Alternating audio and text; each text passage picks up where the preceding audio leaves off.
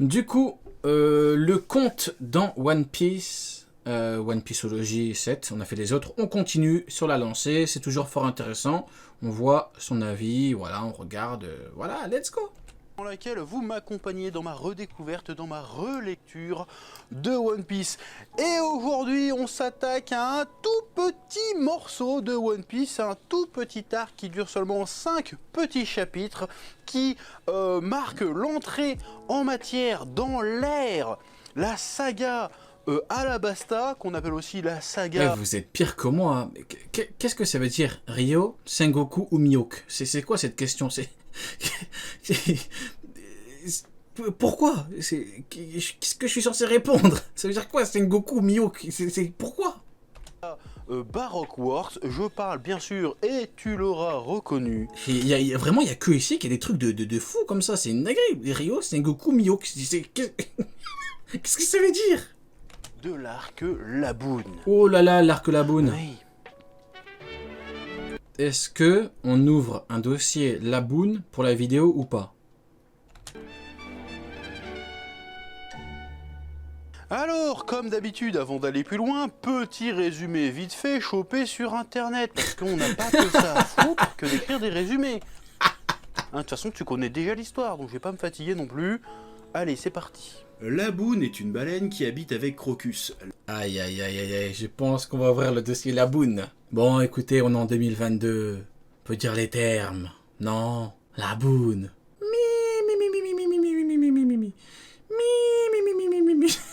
En vrai de vrai, Laboon. On ronfle ou pas? En vrai de vrai, soyons honnêtes. Soyons honnêtes. Laboon. Est-ce qu'on ronfle ou pas? Dites-moi dans le chat, on ronfle ou on ronfle? Dites-moi. Allez, sondage dans le chat. On ronfle, oui ou non, dans le chat. Dites-moi. Et si vous dites non, vous dites non. Franchement, bon, on regarde la vidéo. Laboon a été recueilli bébé par une bande de pirates, avec lesquels le baleineau se lia d'amitié.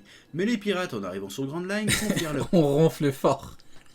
On est des gamins, on est vraiment des gamins. Non, non, non, on abuse, on abuse, on abuse. Sondage, hein, de toute façon, c'est la démocratie, hein. Voilà, démocratie, on n'est pas chez Mitroglou ici, hein, on n'est pas chez Aramaki, hein. C'est la démocratie et les droits de l'homme, on connaît ici, hein. Le gardien du phare qui guide les bateaux venant de Reverse Mountain Crocus, quel roi, vers Grand Line. Laboon attend alors plus de 50 ans le retour de ses compagnons, n'admettant pas qu'il l'ait abandonné. Non, après, c'est vrai que Laboon, voilà, pendant longtemps, elle a attendu, hein. Vraiment, elle a souffert, hein. Elle a plus souffert que cette fraude de Sengoku, en vrai de vrai, hein. La baleine frappe régulièrement Reverse Mountain pour essayer de briser la roche de Non, en vrai, non, l'histoire, elle est triste, en vrai. Non, l'histoire... Line qui sépare les océans. Ce qui... Bon, on va quand même regarder le sondage. La grosse baleine, la fraude, oui, oui, plus Mihawk, oui, plus Mihawk, plus Sengoku. Regardez la gueule du sondage. Regardez la gueule du sondage. La grosse baleine, la fraude, oui, oui, plus Mihawk. C'est le plus grand sondage de tous les temps, que tout le monde vote. qui lui cause de multiples blessures. C'est alors que Luffy et ses compagnons rencontrent Laboon, immédiatement après être rentrés sur Grand Line. Laboon avale l'équipage... Non, en vrai, on abuse, non, son histoire, elle est triste, en vrai. ...du chapeau de paille, qui rencontre... Ok, donc résultat final, Laboon fraude 94%, oui, plus Mihawk, plus Sengoku. La démocratie, mes amis, la démocratie. Crocus dans son ventre, ainsi que 2 membres de Baroque Works, Mr. Nine et Miss Wednesday. Crocus raconte l'histoire de Laboon au chapeau de paille, et après avoir appris la triste... Dinguerie, hein, quand on a appris que Crocus était dans l'équipage du roi des pirates. Ah, c'était vraiment incroyable. Vie de la baleine, Luffy décide de l'affronter. Oh le là là. combat se finit par un match nul, ce qui donne une nouvelle raison de vivre à Laboon. Luffy, il a battu une baleine, c'est un meilleur palmarès que Mihawk. Battre Luffy à leur prochaine rencontre. Luffy décide de dessiner son drapeau sur la tête de Laboon et lui promet de revenir la voir. Alors, qu'est-ce que j'ai pensé de cet arc? Eh bien, ma foi, c'était sympathique, mais il n'y a rien de bien transcendant. Alors oui, je sais, l'histoire de Laboon, on en reparlera bien plus tard. Voilà, l'honnêteté, on vous a dit, l'honnêteté. Dans le manga. Cet homme est honnête. Et du coup, ça fera un On espèce n'est pas chez Orawat ici. de foreshadowing de On génie. n'est pas chez des voleurs de théories sur Reddit. Et ça fera une histoire encore plus belle. Voilà, ok, d'accord. l'honnêteté. Et oui, je sais Voilà. que Sanji balance Oui, comme monsieur. ça en scred, un petit foreshadowing Oui, de monsieur. Bata, encore une fois, plus ou moins sur ses origines. Ok, d'accord, j'ai compris, c'est plus ou moins stylé, mais pour l'instant, je m'en bats les Oui, couilles. monsieur, Moi, ce qui voilà, m'intéresse, c'est monsieur. que Dites l'histoire les termes, raconte, monsieur.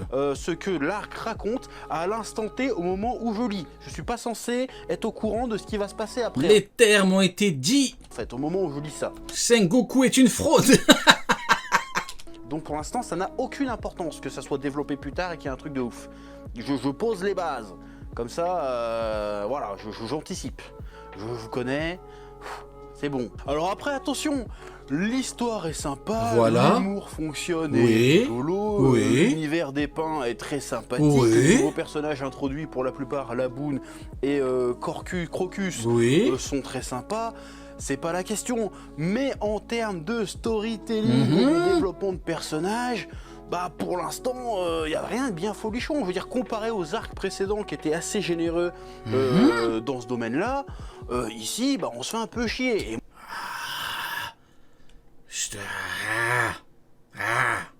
moi, c'est le truc que j'aime bien quand je lis un manga, en fait. Donc, J'ai parlé comme un Kainu, là. J'ai parlé en, en aboiement, là. forcément, Non, mais les termes, les termes. quand tu me mets un chapitre où il n'y a pas forcément ça, bon, bah je vais être moins à mon aise. Voilà, voilà. L'histoire est très belle, Crocus incroyable, Laboon on aime bien, mais voilà, c'est pas non plus transcendant. C'est tout ce qu'on dit, voilà, oui. Je vais... Ah, ceux qui disent oui, Rio, toujours, blablabla. Non, voilà, on est honnête. C'est pour ça qu'on vous le dit, qu'on est honnête sur le Jackson. Quand on vous dit que Sengoku est une fraude, c'est parce que c'est une fraude. On a quoi contre Sengoku, nous? Qu'est-ce qu'on a contre lui? On n'a rien contre lui, nous. J'ai quoi contre lui? Moi, rien du tout. C'est une fraude, c'est tout. Et moins me régaler. Je vais bien bouffer, attention, hein. Mais je vais pas dire, oh, j'ai trop bouffé, non, justement, il y a un petit goût de trop peu, tu vois ce que je veux dire? Oui. Donc Oui, du oui, coup, je préviens tout de suite, et tu l'auras sûrement déjà vu avant de cliquer, la vidéo risque d'être assez courte, parce que finalement, on fait assez vite le tour de cet arc, en fait. Ouais. Oui, oui, oui. L'arc Laboon, je pense que c'est évident pour tout le monde, est un arc tampon, un arc qui sert de porte d'entrée, de transition, d'introduction à Grand Line. Dans le chat, s'il vous plaît, bombardez des Sengoku la fraude ou Sengo fraude. Bombardez-moi ça. Je veux voir un maximum de Sengoku la fraude ou Sengo fraude. Bombardez-moi ça dans le chat. Allez-y, à fond. Spammez. Oda prend une Comme ça, sur USNC Prime, ils vont péter un câble. Ils vont péter un câble. grande partie de l'arc pour nous expliquer concrètement ce qu'est Grand Line, comment ça marche, comment on s'y déplace, etc. On s'apprête à pénétrer dans... Oh, comme c'est bizarre, mais pourquoi est-ce que le chat est en mouvement? Mais c'est très étrange ça. Qu'est-ce que c'est que ça? Sengoku la fraude, Sengo fraude, Sengoku grosse fraude, mais qu'est-ce qui vous arrive? Attendez. Après, c'est vrai qu'on est dans un pays de droit, la démocratie, on n'est pas chez Mitroglou ici, hein, pas chez Aramaki, pas chez l'homme vert là, donc je dois vous écouter, c'est vrai, on doit écouter tout le monde, mais qu'est-ce qui vous arrive? Pourquoi est-ce que vous êtes aussi énervé? Ah oui, Sengoku est aussi une fraude que ça. dans un nouveau monde, totalement inconnu des personnages et donc du public. Il faut donc prendre le temps de définir les nouvelles règles du On jeu. dirait l'autre là qui a dit mais non, mais Rio, tu vas pas dire ça. Mais Rio, tu vas pas dire que Garp c'est ça. Mais Rio, tu vas pas dire Sengoku et Garp contre Shikiryu. Je n'ai pas vu la vidéo en avance, Rio. Mais Oda ne pouvait pas se contenter de nous faire des chapitres tuto. On n'est pas dans Hunter x Hunter après tout. Oda aime bien raconter des choses. Mais Rio, tu as dit ça? Regarde, attends, j'ai des documents. Oh, comme c'est bizarre. Oui, c'est vrai, mon document, je l'ai glissé 5 minutes avant. Oui, mais c'est normal, mais c'est parce que voilà, c'est parce que mon ordi, c'est un clairvoyant. Autour des... On peut avoir la ref aussi. C'est vrai que je parle sans donner les références à chaque fois. Concentrons-nous, s'il vous plaît, on parle de la boule, là, c'est important. Et ça c'est très bien. L'histoire de Lagoon est avant tout un prétexte pour permettre à Luffy et ses amis de se poser et faire le plein Le d'informations. boss, Crocus. Notamment en faisant la rencontre de Crocus. Alors oui, je sais que c'était Et il me termine quand il dit alors oui. plus ou moins le médecin de Roger, je crois, ou une connerie du genre. Mais encore une fois, à ce stade-là, Osef, ça change pas grand-chose en fait, ça rajoute pas grand-chose au schmilblick comme on dit. Oui. Donc on nous explique, on nous introduit un peu Calm Belt, les Logposts, on commence à évoquer Rostel, je le prononce très mal, mais c'est la dernière île de Grand Line, et derrière on nous balance aussi le fonctionnement grosso merdo de Grand Line, comment on s'y déplace, comment on navigue et tutti quanti, et c'est plutôt intéressant. Oui. Du coup, les règles du jeu sont définies, ou plutôt redéfinies, la partie peut reprendre, et ça c'est sympa. Oui. Cet arc sert aussi à introduire des nouvelles facettes de l'univers de One Piece. Jusqu'ici, je pense Cet homme parle le langage des faits. qu'on sera On n'est pas chez Urarat. On n'est pas chez un voleur ici. tous d'accord pour dire que One Piece C'est quand même un fou, hein. Le mec, il est parti voler les commentaires sur Reddit.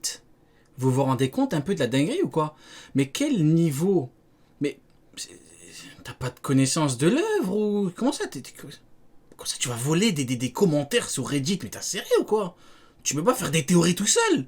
C'est une singerie ce qu'il nous a proposé, hein. Relever plus du shonen d'action qu'autre chose. Parce que oui, on voyageait d'île en île, mais concrètement, on n'explorait rien du tout. On changeait d'île plus pour aller taper un nouveau méchant qu'autre chose. J'exagère bien entendu, mais grossièrement c'était ça. Dans cet arc, on nous montre qu'à partir de maintenant, One Piece est aussi un récit d'aventure et d'exploration. Les péripéties de l'équipage ne se cantonnent plus à la simple baston contre des méchants. Ils devront braver des tempêtes et autres situations périlleuses desquelles ils s'en sortent. En plus, j'ai débunké sa théorie avec Crocus. Grâce à leur travail d'équipe. Et Aïe, ça, aïe, aïe, c'est aïe, chouette. aïe.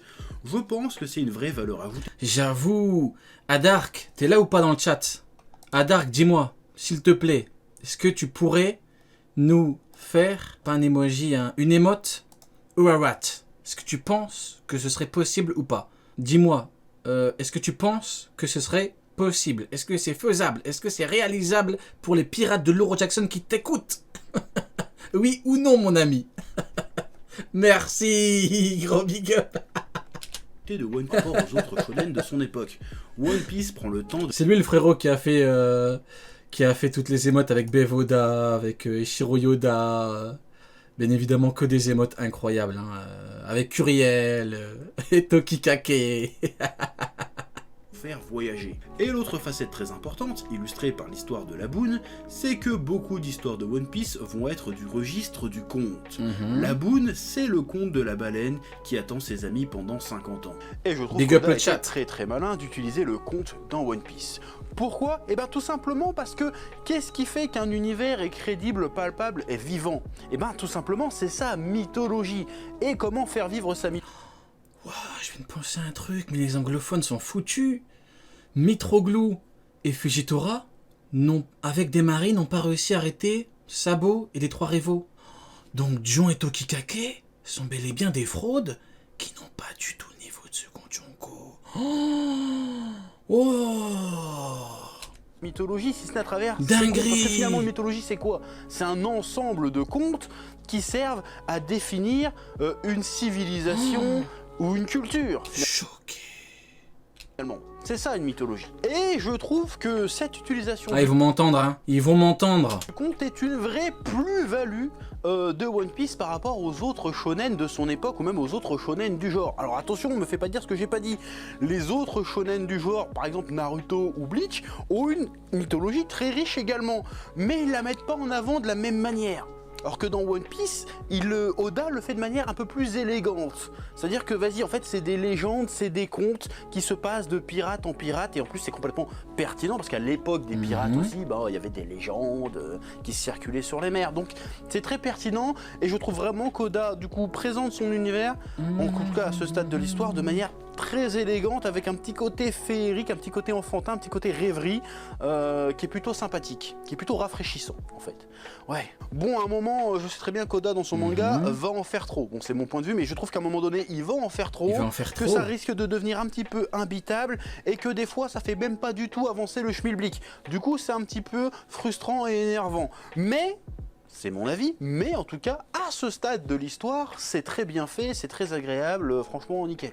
Oui. Donc finalement, Foutu Albert Einstein. on a un arc certes très court, mais néanmoins L'autre fois, j'ai revu la react que j'avais fait pour la théorie, là. Le Albert Einstein et tout, j'en pouvais plus. J'étais mort de rire. très important pour poser les bases de ce que va être One Piece à partir de maintenant. Bon, et comme ça, grâce à ça, je rajouterai que les personnages de Miss Wednesday et de Mr. Nine sont atroces. Ah oui. Je peux pas les blairer, Il parle un langage, un langage factuel, hein. ils sont nuls, ils apportent vraiment rien. Oula. Et oui, je sais que Miss Wednesday, en fait, c'est Vivi, je le sais.